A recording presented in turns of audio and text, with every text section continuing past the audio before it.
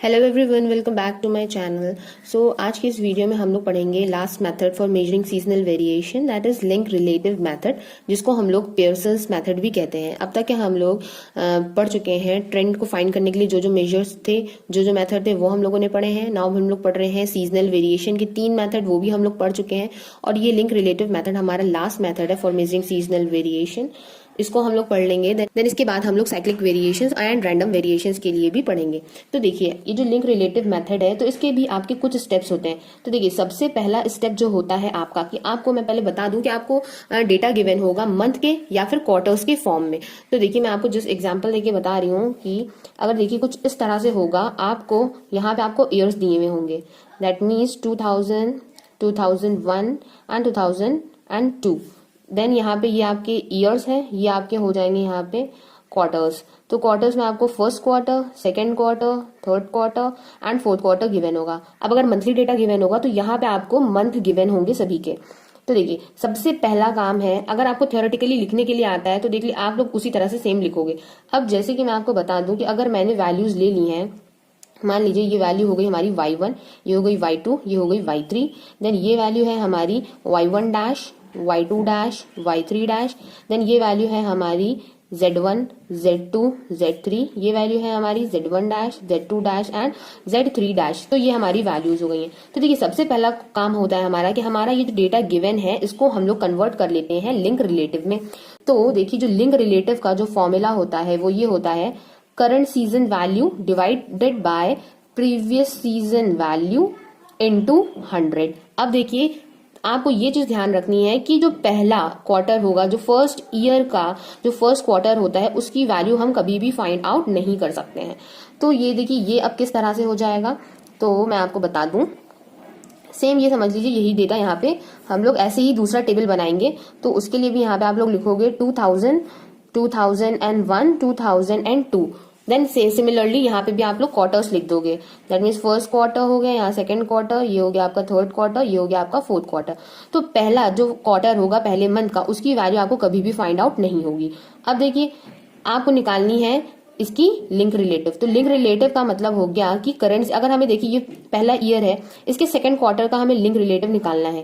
तो इसको निकालने के लिए करंट सीजन वैल्यू आपकी क्या है, y1 डैश, और प्रीवियस क्वार्टर की वैल्यू क्या है, y1 है।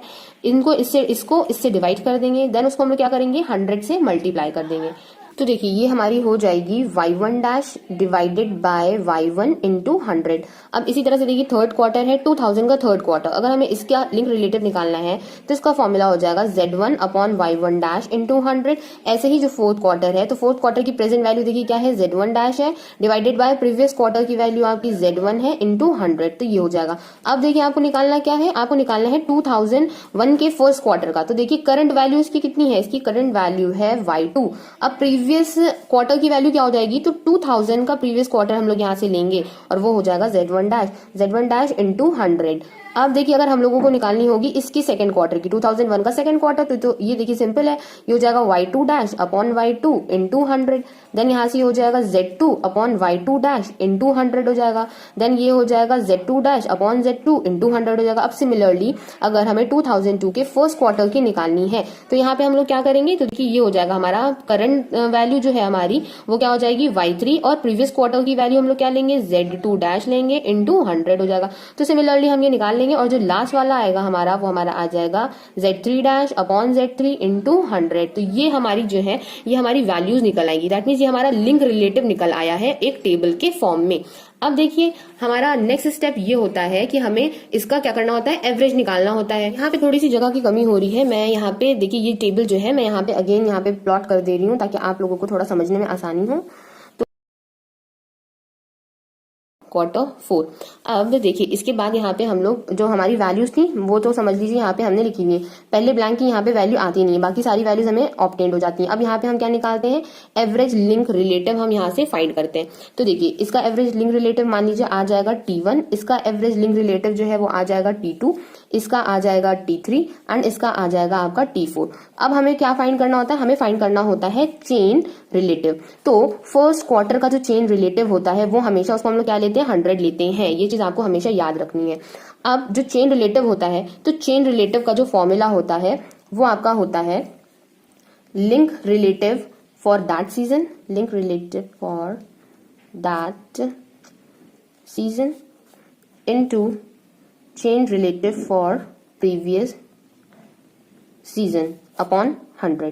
तो इससे हम लोग क्या समझ सकते हैं, link relative for that season. अब जैसे कि ये सेकंड क्वार्टर की बात कर रहे हैं तो इसका हम लोग लिंक रिलेटिव लेंगे, उसको मल्टीप्लाई करेंगे प्रीवियस सीजन के लिंक रिलेटिव से, या आप कह सकते हैं कि प्रीवियस क्वार्टर के लिंक रिलेटिव से। दैट मीन्स ये हो जाएगा T2 इंटू 100 अपॉन क्या हो जाएगा, 100 हो जाएगा।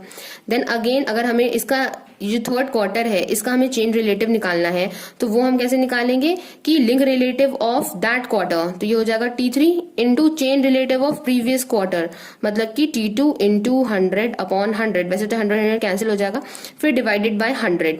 देन हमारा ये जो फोर्थ क्वार्टर है इसका हम लोग चेन रिलेटिव कैसे निकालेंगे, तो हम लोग निकालेंगे link relative of that quarter. तो लिंक रिलेटिव इस क्वार्टर का कितना है, इसका एवरेज जो है वो है हमारा T4। अब इसमें हम लोग मल्टीप्लाई करेंगे दिस क्वांटिटी, तो देखिए ये कैंसिल आउट हो गया है, ये क्वांटिटी हमारी हो गई है T3 into T2, then whole divided by क्या हो जाएगा, ये 100 हो जाएगा। तो यहाँ पे देखिए और एक और इंटू 100 हो जाएगा टोटल इसका, because this quantity divided by 100 होगा, तो ये फाइनल आ जाएगा हमारा चेन रिलेटिव। अब देखिए ये चेन रिलेटिव जो होते हैं ये आपके एडजस्टेड चेन रिलेटिव नहीं होते हैं, तो हमें इनके लिए एडजस्टेड चेन रिलेटिव फाइंड करना होता है। तो एडजस्टेड चेन रिलेटिव फाइंड करने के लिए हम इन तीन जो वैल्यूज हैं, जो ये लास्ट 3 क्वार्टर्स हैं, उनको हम लोग एक करेक्शन फैक्टर होता है D, उसके मल्टीपल से सबट्रैक्ट करते हैं। तो वो मल्टीपल्स क्या होंगे, देखिए पहला जो चेन रिलेटिव 100 है वो आपका 100 ही रहेगा। देन ये जो चेन रिलेटिव है तो इसकी वैल्यू आप लोग देख रहे हो ये क्या है, T2 है, तो इसको T2 को हम लोग माइनस करेंगे D से। अगेन देखिए ये आपका क्या है, ये आपका है T3 minus T3 into T2 upon 100 है, इसको सब्ट्रैक्ट करेंगे 2D से। देन अगेन ये आपका क्या है, ये आपका है T4 T3 and T2 divided by 10,000, इसको सब्ट्रैक्ट करेंगे 3D से। तो आई थिंक ये आपको समझ में आ रहा होगा, ये जो भी वैल्यूज हो आएंगी, मान लीजिए 20 आ गई, 30 आ गई एंड 40 आ गई, तो पहला जो वैल्यू पहली 100 है वो 100 ही रहती है एडजस्टेड में। देन जो सेकेंड क्वार्टर की वैल्यू होती है उसको हम लोग D से सब्ट्रैक्ट करते हैं। मान लीजिए ये 30 थी तो 30 माइनस 2D कर देंगे, देन 40 माइनस 3D कर देंगे। अब ये D की वैल्यू हम लोग कैसे निकाल सकते हैं, तो वो देख लीजिए। तो देखिए D का जो फॉर्मूला होता है वो होता है 1/4 इन ब्रैकेट, ये हो जाएगा आपका link relative of first quarter into chain relative of last quarter. Last quarter मतलब हो जाएगा आपका फोर्थ क्वार्टर अपॉन हो जाएगा 100। देन ये क्वांटिटी वो आप ब्रैकेट में ले सकते हो। देन इससे आपको सब्ट्रैक्ट क्या करना है, 100 को सब्ट्रैक्ट करना है और ये आप होल ब्रैकेट को क्लोज कर सकते हो। ये आपका ये क्वांटिटी है, दैट मीन्स D का फॉर्मूला ये है। तो आपको पहले ये फाइंड करना होगा, देन उसमें से 100 सब्ट्रैक्ट करना होगा, देन 4 से डिवाइड करना होगा, तो आपकी D की वैल्यू आ जाएगी। तो यहां से आपका क्या हो जाएगा, D फाइंड आउट हो जाएगा। तो D की जो भी वैल्यू आती है आप उसको इन वैल्यूज में से सब्ट्रैक्ट कर दोगे, तो आपका ये क्या आ जाएगा, एडजस्टेड चेन रिलेटिव आ जाएगा। अब फाइनल देखिए आपको फाइंड क्या करना है, आपको फाइंड करना है सीजनल इंडिसेस। तो देखिए सीजनल इंडिसेस हमने फाइंड किया था सिंपल एवरेज मेथड में, जैसे कि इसका जो फर्स्ट मेथड था सीजनल वेरिएशंस को मेजर करने के लिए, फर्स्ट मेथड हम लोगों ने पढ़ा था सिंपल एवरेज मेथड। तो जो सिंपल एवरेज मेथड था उसमें देखिए हम लोगों ने सीजनल इंडेक्स कैसे फाइंड किया था, सम हमने निकाल लिया था, जो भी एवरेजेस आए थे हमारे क्वार्टर के उनका हमने सम निकाला था। तो सेम प्रोसीजर है यहाँ पे भी। तो आप लोग चाहो तो एक बार आप लोग मेथड ऑफ सिंपल एवरेजेस भी देख सकते हो, मैं उसका जो लिंक है मैं वो डिस्क्रिप्शन बॉक्स में दे दूंगी। तो देखिए यहाँ पे हम लोगों को अब निकालना है सीजनल इंडिसेस। तो सीजनल इंडिसेस निकालने के लिए जो फॉर्मूला होता है वो ये होता है कि जो भी हमारा एडजस्टेड चेन रिलेटिव आया है तो वो हम लोग लिखते हैं, देन उसको डिवाइड कर देते हैं average of adjusted chain relative से, देन हम लोग 100 से मल्टीप्लाई कर देते हैं। दैट मीन्स अगर इसका हम लोगों को सीजनल इंडिसेस निकालना है तो हम लोग क्या करेंगे, तो हम लोग करेंगे ये कि हम लोग लिखेंगे पहले adjusted chain relative for this quarter, मतलब ये जो सेकंड क्वार्टर है इसका हम लोगों ने एडजस्टेड चेन रिलेटिव लिखा तो T2 माइनस D हो गया, एडजस्टेड चेन रिलेटिव हो गया। अब हम लोग डिवाइड किससे करेंगे, एडजस्टेड चेन रिलेटिव के एवरेज से, that means average of adjusted chain relative, इससे हम लोगों ने डिवाइड किया, देन मल्टीप्लाई कर देंगे 100 से। सिमिलरली T3 का हम लोग निकालेंगे adjusted chain relative divided by average of these adjusted chain relative, then multiply कर देंगे 100 से। तो सिंपल है, इसका जो फॉर्मूला है सीजनल इंडेक्सेस का वो है आपका, आप लोग लेंगे adjusted chain relative divided by average of adjusted chain relative into 100। तो जब आप इस फॉर्मूले में वैल्यूज ये सब्स्टिट्यूट करते जाओगे तो यहां से आपका सीजनल इंडेक्सेस फाइंड हो जाएगा और वो ही आपको फाइंड करना होता है।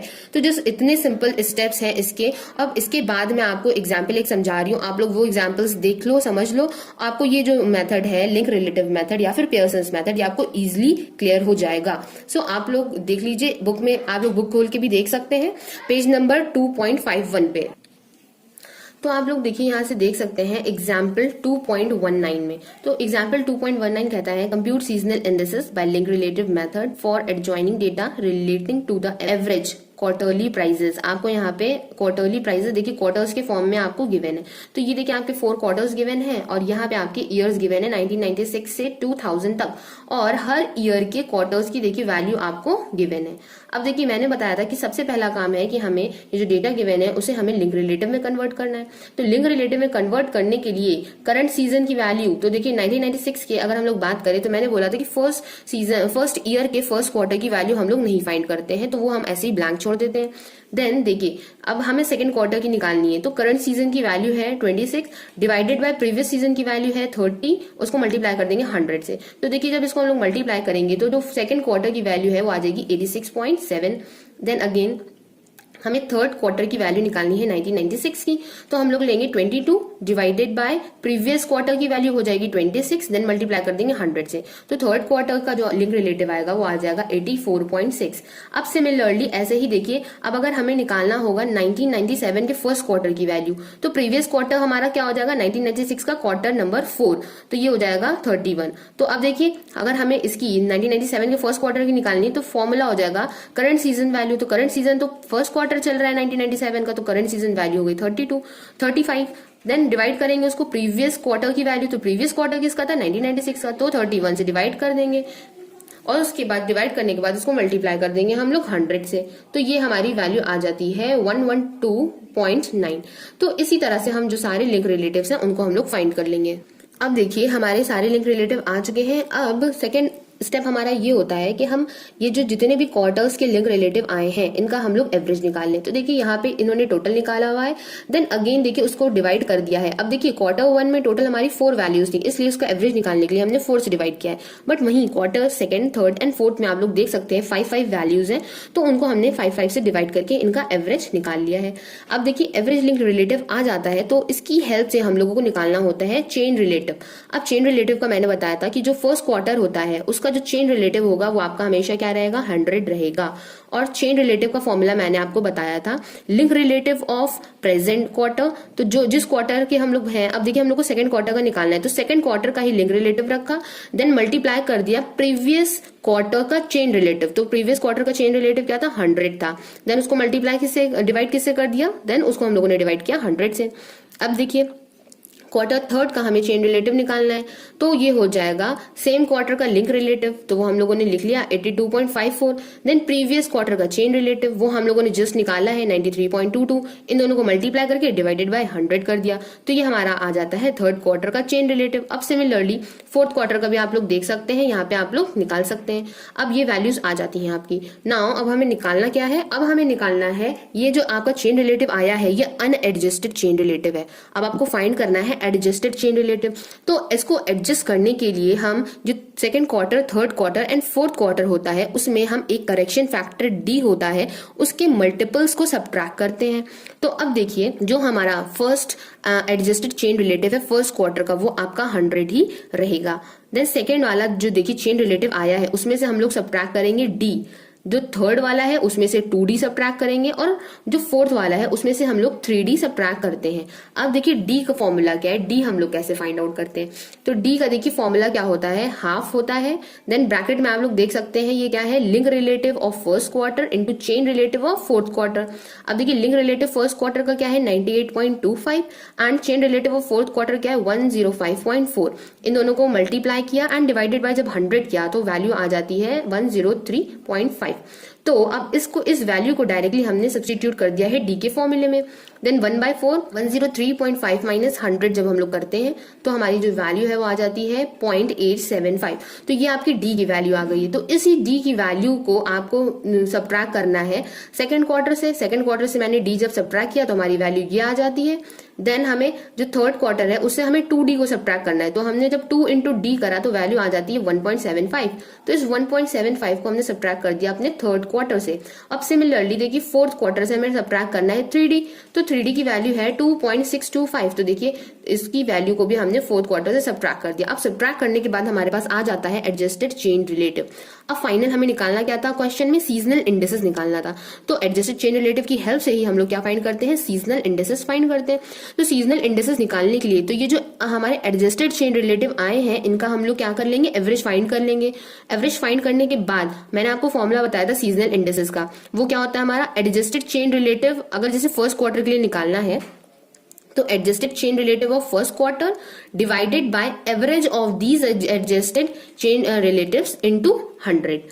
ओके अब आप लोग देख सकते हैं यहाँ पे seasonal variation index for any quarter, last में आपको इसका फॉर्मूला भी गिवन है।